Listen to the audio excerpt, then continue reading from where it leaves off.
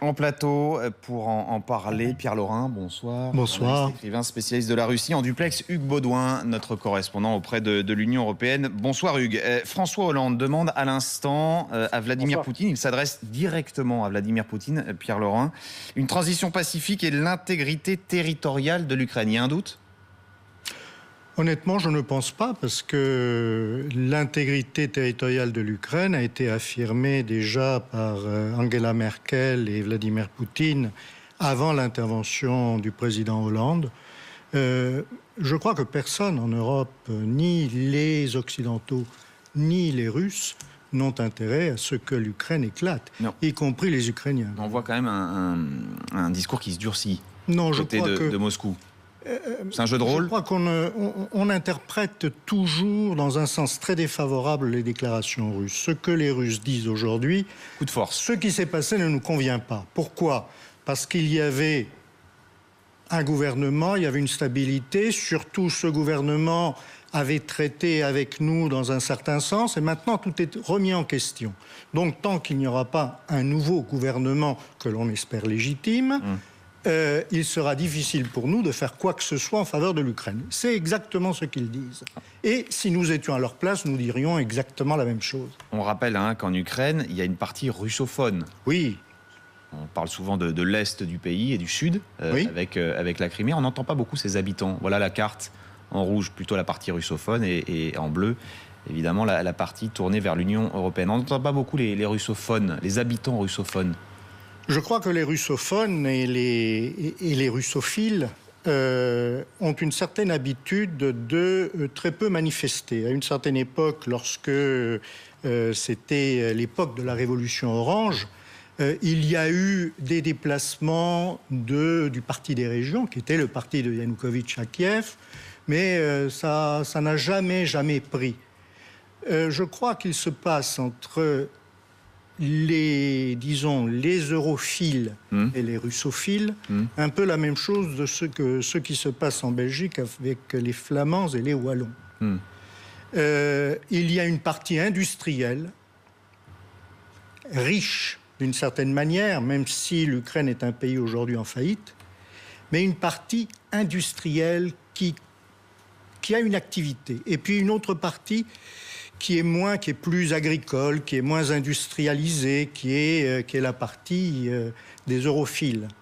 Et les russophones, les russophiles ont tendance à penser qu'ils nourrissent la partie qui travaille moins. Un peu comme les Flamands ont l'impression qu'ils Analogie sont avec la Belgique. Les Wallons à leur charge. Merci pour la transition. On va justement retrouver en direct notre correspondant auprès de l'Union européenne. Bonsoir Hugues Baudouin, rebonsoir plutôt. L'Ukraine est donc fragile économiquement. Elle en appelle à des crédits d'urgence. L'Europe est-elle prête à faire des chèques, Hugues ? L'Europe peut difficilement faire un gros chèque. Ce qu'elle peut proposer actuellement à l'Ukraine, c'est de remettre sur la table ce fameux accord d'association, mais aussi avec les conditions qui y sont liées, c'est-à-dire retour à l'état de droit, respect des libertés fondamentales. Alors maintenant, on peut imaginer que cet aspect-là va être respecté, mais il y a des conditions économiques assez drastiques. Pour l'Union européenne, il s'agit de faire passer l'Ukraine, en gros, d'une économie d'État, où les oligopoles dominent la plupart des leviers économique à une véritable économie de marché ouverte à la concurrence. Et là, ça va être extrêmement compliqué et difficile pour les Ukrainiens parce que concrètement, ça peut signifier la hausse du prix d'un certain nombre de denrées de base ou de l'énergie. C'est ça la difficulté pour les Ukrainiens. C'est aussi difficile à faire accepter par la Russie, car ce passage, cette révolution économique qu'imposerait cet accord de libre-échange à l'Ukraine, c'est en gros faire rentrer l'Ukraine dans un vaste espace économique européen qui va de l'Islande à la Turquie, et ça met fin au projet d'union eurasiatique que voulait Vladimir Poutine et dont l'Ukraine devait être un des principaux piliers.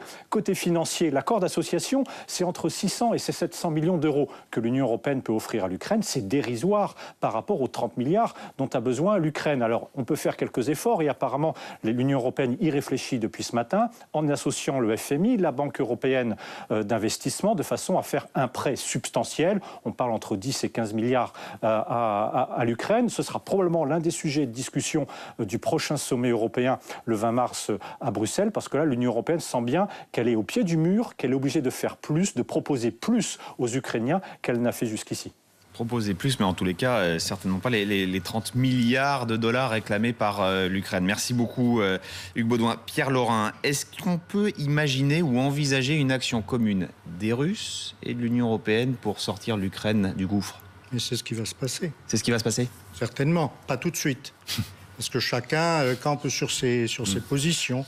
Vous vous rendez compte que pour la Russie, dans les 10 premières années de transition, il y a eu des prêts du FMI, de la Banque mondiale, à hauteur de 23 milliards. Et aujourd'hui, l'Ukraine nécessite 35 milliards sur 2 ans. C'est impossible. On ne peut pas. L'Europe Donc ne toutes peut les pas aides seront les bienvenues.